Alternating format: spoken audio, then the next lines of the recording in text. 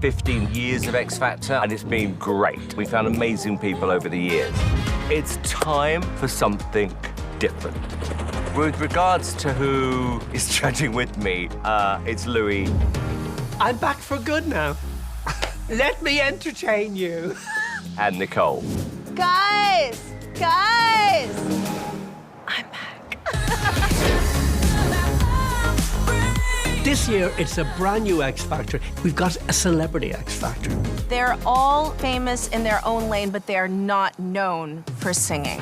There are so many people now who are selling records who started off, whether they were actresses, Kylie Minogue. Drake started in a soap opera. Justin Bieber was discovered on YouTube. I actually came from a reality show. Nicole Scherzinger. Sometimes people do need these shows to give yourself that head start.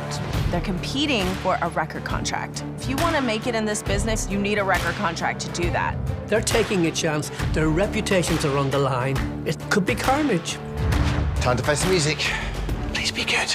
That is not an audition I would remember. I think you're better than that. My credibility is at stake. If it doesn't work, I look like a total idiot. No! Oh, my God. No pressure.